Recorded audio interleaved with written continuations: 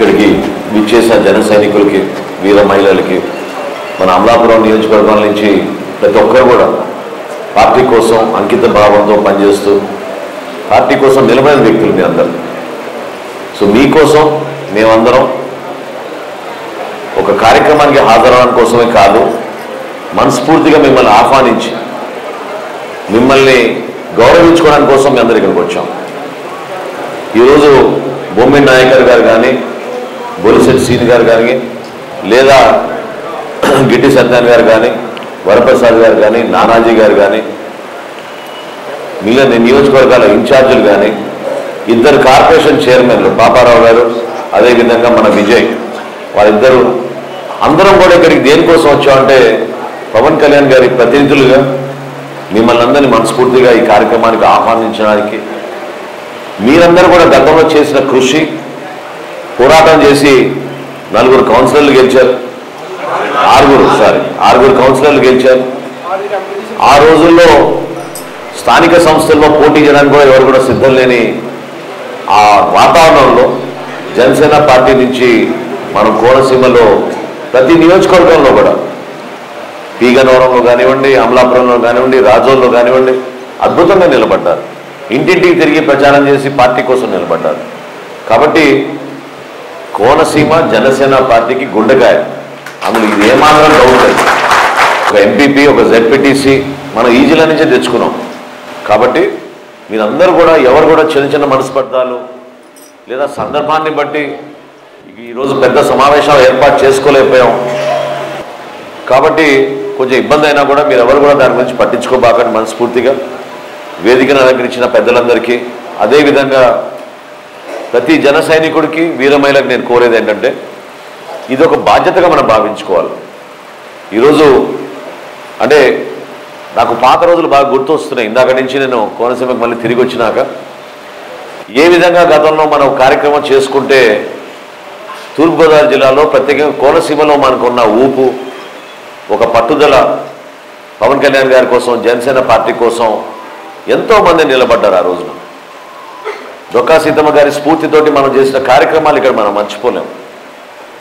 అదేవిధంగా ఆపదలో మన జన సైనికులకి ఎవరికైనా ఇబ్బంది జరిగితే ఎంత అద్భుతంగా మీరందరూ కూడా పార్టీ తరఫున నిలబడే వాళ్ళు, దాన్ని ఎప్పుడు కూడా మర్చిపోలేము. ఒక 5 లక్షల రూపాయలు మనం ఇన్సూరెన్స్ పథకం కింద క్రియాశీలక సభ్యత్వాలు ఎవరైతే తీసుకున్నారో వాళ్ళకి అందించడానికి మనం అందరం కలిసి వాళ్ళ ఇళ్ళకి వెళ్ళినప్పుడు ప్రతి గ్రామంలో కూడా ఏ విధంగా కదలిక వచ్చేదో, ఏ విధంగా నిలబడ్డారో అవన్నీ కూడా గుర్తుకొచ్చినాయి. సందర్భం ఏంటంటే మనందరం ఈరోజు ప్రభుత్వంలో ఉన్నాం, మన భాగస్వాములం. ఈరోజు ఈ కూటమి ప్రభుత్వం, Janasena party, Telugu Desam party, Bharatiya Janata party కలిసి రాష్ట్ర ప్రజలకి ఒక అంకిత భావంతో పనిచేసుకోవడానికి ఒక అవకాశం. ఈ సువర్ణ అవకాశాన్ని దయచేసి మీరందరూ కూడా ఒక బాధ్యతతో తీసుకోవాలి.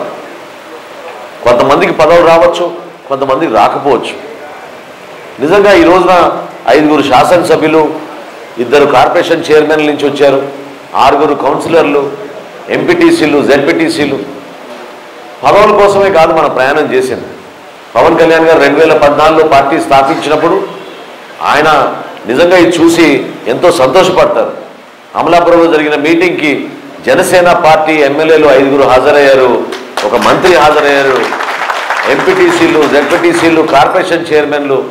అదే కదా మనం కోరుకోవాల్సింది. మన పార్టీ సంస్థాగతంగా ఎదగాలి, కష్టపడి మనం ముందుకెళ్ళాలి, ప్రతి కార్యక్రమంలో మనం పాల్గొనాలి.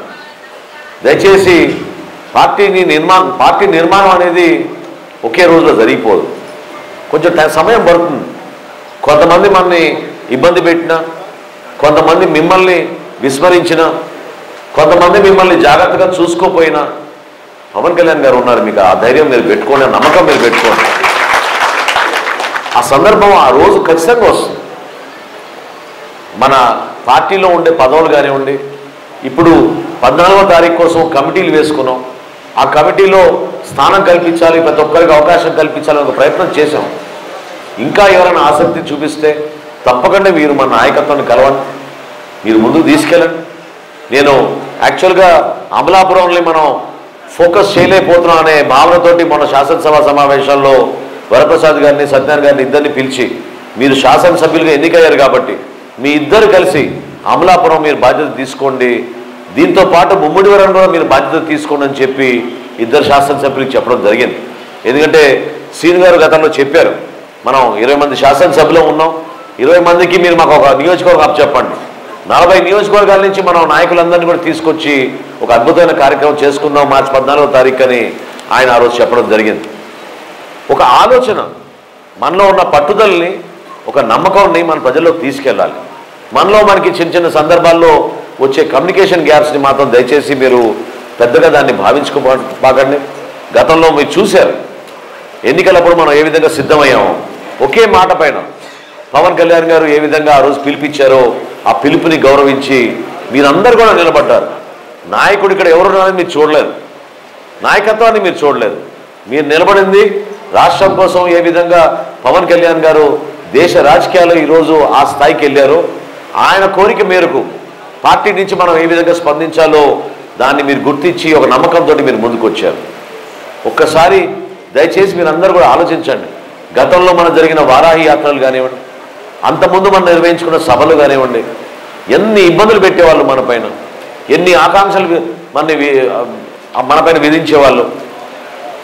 ఎప్పుడు వచ్చినా కూడా ఈ ప్రాంతాల్లో ఇక్కడున్న ఆదరణ, అభిమానం, ఏ కార్యక్రమాలకు వెళ్ళాలన్నా కూడా 3 గంటలు 4 గంటలు సమయం పెట్టేది పవన్ కళ్యాణ్ గారికి.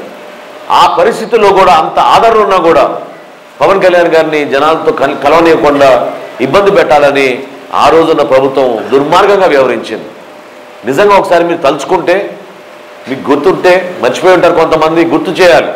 ఎందుకంటే రాజకీయాల్లో ఇంత దుర్మార్గమైన వ్యక్తులు ఏ విధంగా ఇక్కడ వ్యవహరించారో మీరు చూశారు. పచ్చటి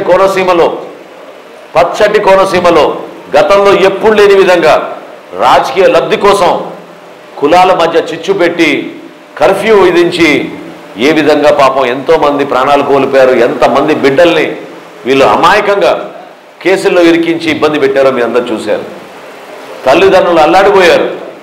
రాజకీయాలతో సంబంధం లేని వ్యక్తుల్ని కావాలని చెప్పి ఉసగొట్టి ఎంత ఇబ్బంది పెట్టారో కోనసీమలో మీరు చూశారు.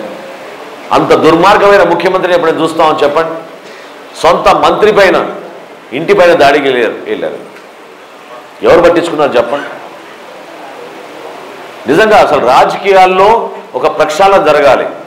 వైఎస్ఆర్సీపీ పార్టీ లాంటి పార్టీ ఆంధ్రప్రదేశ్ రాజకీయాల్లో ఉండకూడదు. ఎందుకంటే వాళ్ళు చేసిన దుర్మార్గమైన పనులు, ప్రతి గ్రామంలో వాళ్ళు అనుసరించిన విధానం, ఏ విధంగా పాపం ఒక్కొక్కరిని పట్టుకుని మరి వేధించి కేసులు పెట్టి బలవంతంగా ఇబ్బంది పెట్టారో మీ అందరు చూశారు. అసలు మనం ఊహించలేం. ఒక అద్భుతమైన ప్రాంతం, కష్టపడి పనిచేసుకునే మనస్తత్వం, వనరులు ఉన్న ప్రాంతం, ఇక్కడ కావాలని కులాల మధ్య తగాదా పెడితే వాళ్ళకి ఏదో అద్భుతంగా ఓట్లు పడిపోతాయని చెప్పి ఒక మూర్ఖమైన ఆలోచన నిర్ణయంతో ఎంత నష్టం కలిగించారో మీరు అందరూ చూశారు. ఎన్ని సంవత్సరాలు పట్టింది చెప్పండి. మళ్ళీ అదే ముఖ్యమంత్రి పిలిపించుకుని కేసులన్నీ మాఫీ చేస్తున్నా అని చెప్పి ఫోటో దిగాడు మళ్ళీ వీళ్ళందరితోటి. ఎందుకు రెచ్చగొట్టారు? ఎందుకు ఈ విధమైన ఒక కుతంత్రంతో కూడిన ఒక మనిషిని మనం ఇంత దారుణంగా మనం ఎప్పుడు చూడలేదు. నిజంగా నాకు చాలా బాధ కలిగింది. ఎందుకంటే విశ్వరూప్ నాకు మంచి మిత్రుడు, కలిసి పనిచేసాం గతంలో. ఒక మంత్రి ఇంటి పైన దాడి చేసి ఇల్లు మొత్తం కాల్ చేశారంటే ఏ విధంగా జరిగిందో మీరు చూడండి. ఏ విధంగా సమాజాన్ని రెచ్చగొట్టి విద్వేషాలు, ప్రజలకి ఒకరిపైన ఒకరికి అనుమానాలు వచ్చేటట్టు ఎంత దారుణంగా వ్యవహరించారో మీరు చూశారు. సోషల్ మీడియా పైన వైఎస్ఆర్సీపీ పార్టీ దాదాపు 300 నుంచి 400 మందిని జీతాలు పెట్టుకుని ఒక పేటీఎం బ్యాచ్ని తయారు చేసి ప్రతిరోజు మన నాయకుడిని ఏ విధంగా అవమానపరిచారో మీరు చూశారు. మర్చిపోబాకండి సంఘటనలు. ఎంతమందిని వేధించారు. నేను మానసానికి అనేక సందర్భాల్లో చెప్తూ ఉండేవాడిని.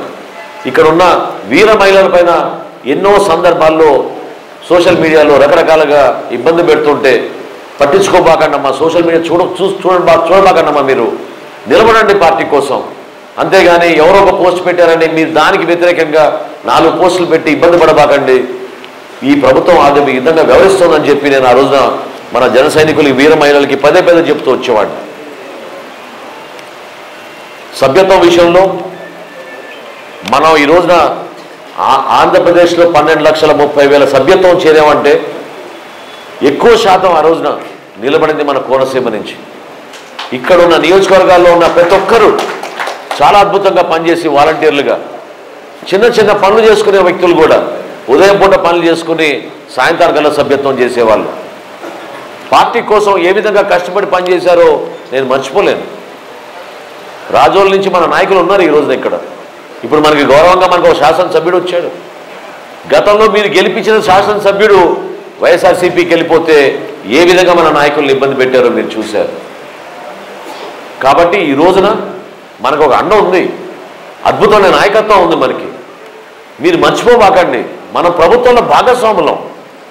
ఈరోజు తెలుగుదేశం పార్టీ నుంచి గౌరవ ముఖ్యమంత్రిగా చంద్రబాబు నాయుడు గారు అక్కడ ముఖ్యమంత్రిగా ఉన్నారంటే జనసేన పార్టీ పవన్ కళ్యాణ్ గారు ఆ రోజు నిలబడ్డారు, ఈ కార్యక్రమాన్ని ముందుకు తీసుకెళ్లారు. కాబట్టి ఈరోజు పొత్తు అనే విషయం ఉందంటే ఆంధ్రప్రదేశ్లో ఆ రోజు జనసేన పార్టీ నుంచి మనం నిలబడి త్యాగం చేసి ప్రతి ఒక్కరిని కూడా ఒక్క ఓటు కూడా చీలనివ్వండి ప్రతిపక్ష ఓటు అని పవన్ కళ్యాణ్ గారు ఇచ్చిన మాట మేరకు మనం అందరం కష్టపడి పనిచేసాం. అది మర్చిపోబాకండి. చిన్న చిన్న సంఘటనలు జరుగుతాయి, ఏ రాజకీయ పార్టీలైనా ఉంటాయి. మనకి పక్కింట్లోనో లేదా మన ఇంట్లోనో ఉండవా సమస్యలు? చెప్పండి.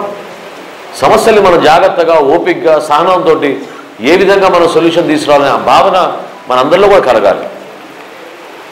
14వ తారీఖున జరగబోయే ఆవిర్భావ దినోత్సవం ఒక ప్రత్యేకత ఉంది. దానికోసం మేము అందరం వచ్చాం ఇక్కడికి ఇంత దూరం ప్రయాణం చేసి.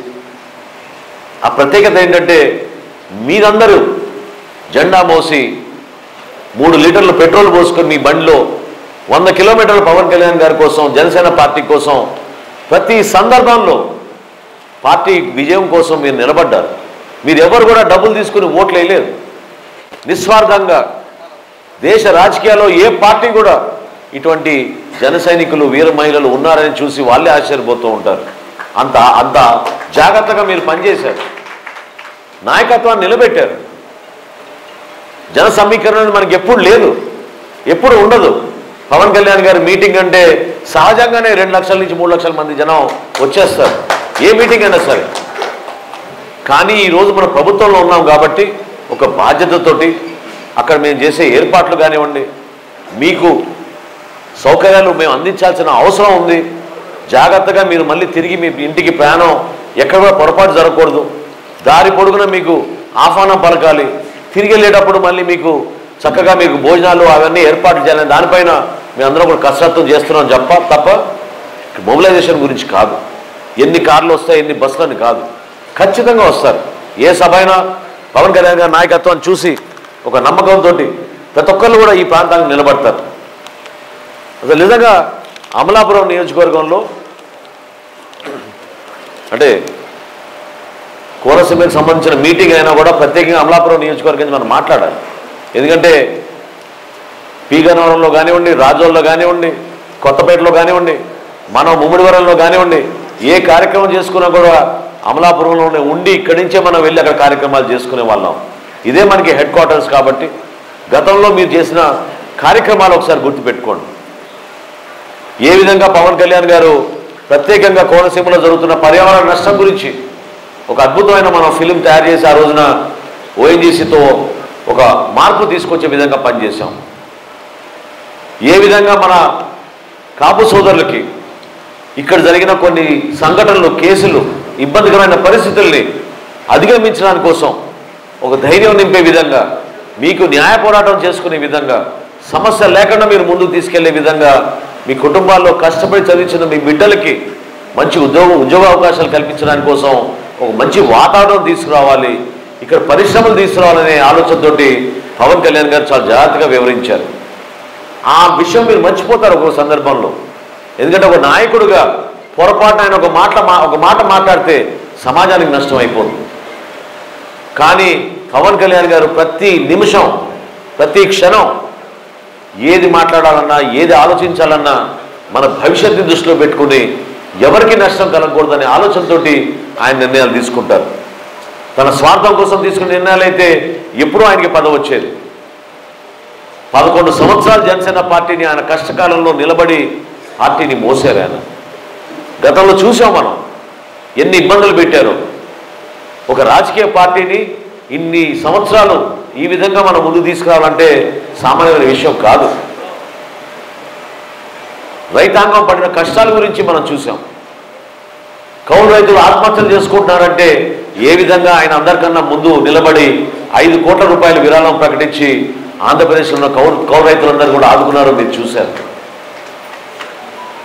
పౌర సరఫరాల శాఖ మంత్రిగా బాధ్యత తీసుకున్న తర్వాత రైతు సోదరులకి వైఎస్ఆర్సీపీ ప్రభుత్వం మోసం చేసి 1674 కోట్ల రూపాయలు ఏదైతే ధాన్యం కొనుగోలు చేశారో డబ్బులు ఇవ్వలేదంటే ఆ రోజు ధైర్యం నింపి బ్యాంకుల నుంచి రుణాలు తీసుకొచ్చే విధంగా చంద్రబాబు నాయుడు గారు, పవన్ కళ్యాణ్ గారు ఖచ్చితంగా ఈ కార్యక్రమం చేయాలని ఒక భరోసా నింపారు. నెల రోజుల్లోనే నేను ఆ రోజు అమలాపురం కూడా వచ్చాను. మన కూటమి ప్రభుత్వం ఏర్పడిన నెల రోజుల్లోనే ఇక్కడికి వచ్చి రైతు సోదరులందరూ కూడా 1674 కోట్ల రూపాయలు బకాయిలు ఆ రోజు మనం చెల్లించాం. ఆ రోజే మాట ఇచ్చాం, రాబోయే రోజుల్లో ధాన్యం కొనుగోలు అనేది మనం ఖరీఫ్ మాసంలో చేపట్టబోతున్నాం. ఖచ్చితంగా రైతాంగానికి భరోసా ఇస్తున్నాం. రాబోయే రోజుల్లో రాష్ట్ర ప్రభుత్వం నుంచి 48 గంటల్లోనే మేము ధాన్యం కొనుగోలు చేయగానే మీ ఖాతాల్లోకి డబ్బులు జమ చేస్తూ ఉన్నాం. గర్వపడి చెప్తున్నా, ఈ రోజున రాష్ట్ర ప్రభుత్వం నుంచి ఇన్ని ఆర్థిక ఇబ్బందులు ఉన్నా కూడా, ఇన్ని సమస్యలు ఉన్నా కూడా ఈ రోజున ధాన్యం ఖరీఫ్లో 33 లక్షల మెట్రిక్ టన్నులు కొన్నాం. 33 లక్షల మెట్రిక్ టన్నులో 7,800 కోట్ల రూపాయలు 24 గంటల్లోనే రైతుల ఖాతాల్లోకి మేము జమ చేశాం. గతంలో ఎప్పుడైనా ఎవరైనా చేశారో చెప్పండి? ఏ ప్రభుత్వం అయినా రైతులకి ఈ విధంగా నిలబడిందా చెప్పండి? పవన్ కళ్యాణ్ గారు ఈరోజు రాష్ట్ర ఉప ముఖ్యమంత్రిగా రాష్ట్ర వ్యాప్తంగా ఒక అద్భుతమైన కార్యక్రమం, గ్రామ పంచాయతీల్లో గ్రామ సభలు నిర్వహించి 13,371 గ్రామ పంచాయతీల్లో ఈ రోజున 3,300 సిమెంట్ రోడ్ల కార్యక్రమం, పల్లె పండుగ అనే కార్యక్రమం తీసుకొచ్చి గ్రామాల్లో ఒక అభివృద్ధి కార్యక్రమం చేసి చూపించారు. ప్రతి ఇంటికి 2028 కల్లా ప్రతి గ్రామంలో ప్రతి ఇంటికి రక్షిత మంచినీటి పథకం ద్వారా, కుళాయిల ద్వారా నీళ్ళు అందించాలనే పథకం, జల్ జీవన్ మిషన్ ద్వారా దాదాపు 80,000 కోట్ల రూపాయలతో ప్రణాళిక సిద్ధం చేసి రాష్ట్ర వ్యాప్తంగా మనం చేపట్టబోతున్నాం. ప్రభుత్వం వచ్చిన తర్వాత 1వ తారీఖున మనం పెన్షన్లు ఇస్తున్నాం.